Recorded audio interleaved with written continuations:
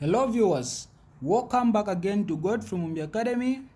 So don't forget to subscribe and like, and do well to let us know where are you watching from. So this question came in 2024 science paper 1, rather physics, and the question is saying, so this is radioactivity, okay. So this is B9A, define nuclear fission. That was the first question, carrying how many marks? Just 1.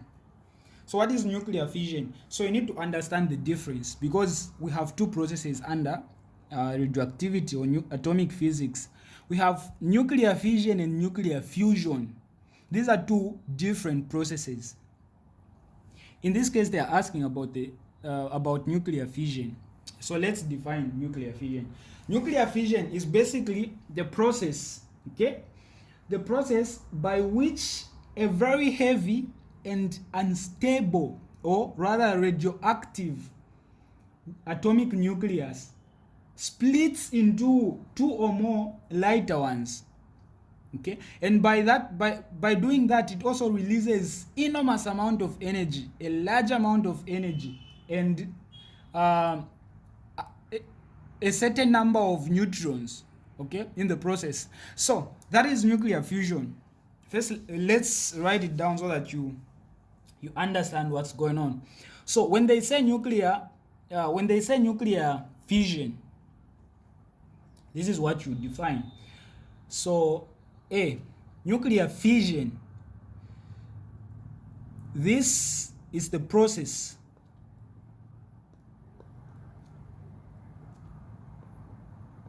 by which an unstable nucleus does what? It gets splitted up. So this is the process by which an unstable nucleus splits into 2 or even more, 2 or more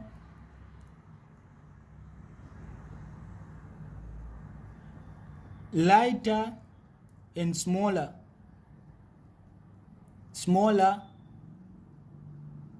stable nucleus or nuclei. Yeah, I think you have to use nuclei because it's plural, okay. Then you also include the last statement.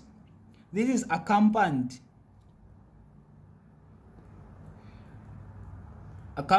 by the release of energy. Actually, the release of enormous energy. You should include that, enormous or very high amount of energy, rather large amount of energy, and neutrons. So this is it. Now let's break it down. What does this mean? When they are talking about nuclear fission, you need to understand that it is the process by which an unstable nucleus, so you have this nucleus which is unstable. In physics, under this topic, a nucleus which is unstable, we call it radioactive nucleus. When it is radioactive, it is able to undergo radioactivity. It is able to decompose. So it is unstable, and because of it being unstable, it splits. Like I said, it is able to decompose. So it decomposes, it splits up into 2 or more nuclei. Now these ones are even smaller and lighter. But while it is splitting, it releases enormous amount of energy, large amount of energy and neutrons, okay. That's what we call, that's the definition. So the best example is the last question, okay. We'll get to it, but you have to understand from this. You can see that we have this large nucleus which is radioactive. It is unstable. It splits into this and this. It actually splits into this smaller one, and it releases these rays, okay. So this is what? This is nuclear fission, the one we've defined. So that's the process. Nuclear fusion, to fuse is to come together, which is different from this one. It is the process where two hydrogens come together to form a helium atom or a helium particle, which is an alpha particle. That's fusion, and that's the one that occurs in the sun to produce light energy and heat that we receive. So that's basically the difference. Then question B, what is background radiation? What is background radiation? They are asking about background radiation. What is it? So these questions are very common under this topic, background radiation. You need to understand that this is the constant present radiation in our environment, which is produced from both natural and artificial sources.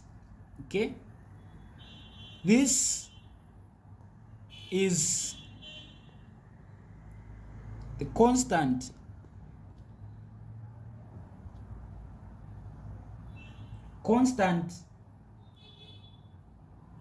you can say occurring radiation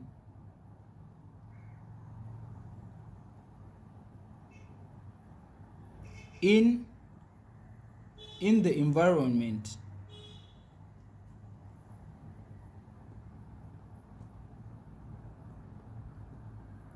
In the environment now, which is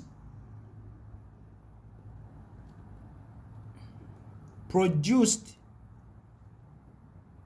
from number one, natural and artificial sources. So from natural, you can say both natural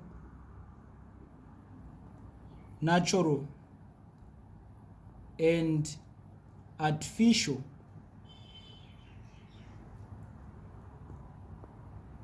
sources. So that's what we call background radiation. The radiation that is just present in our environment, in the atmosphere, it is present all the time, and it is produced by natural things and artificial things. Okay, like the rocks, they produce this type of radiation, but of course it has low ionizing power, so it has less it doesn't have that much effect on us, on us people, but of course the effect is there, just in small amounts. So that's what we call background radiation. Then we go to C. So let's look at the next question. State two uses of nuclear energy. You understand that when we were talking about, when we were defining nuclear fission, we said it releases enormous amount of energy. And when I was explaining even fusion, I said it produces also large amount of energy, that the one we use from the sun. Okay, that's the one. So now they are asking, what are the uses of nuclear energy? When we have produced this energy, or when there's this energy, what do we use it for? So only two. So number one, nuclear energy is used to produce electricity, okay, in power plants. So to produce electricity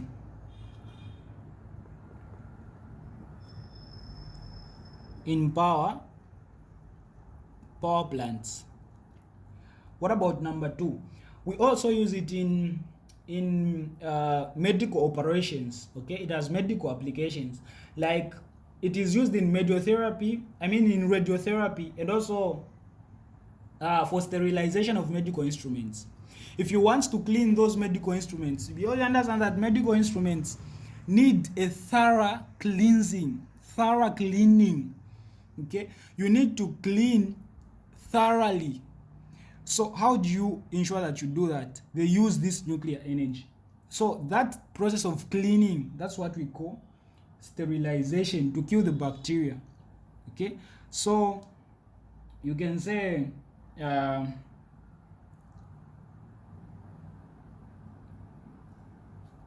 to sterilize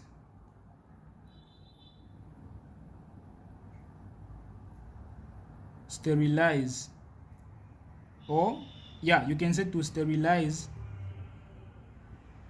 medical instruments or equipments.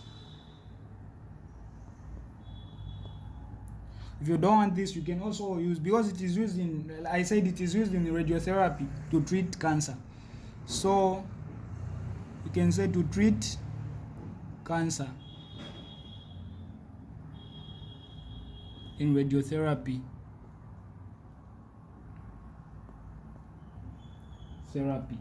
and other, of course there are so many uses. So that's it for that one. Then the last question,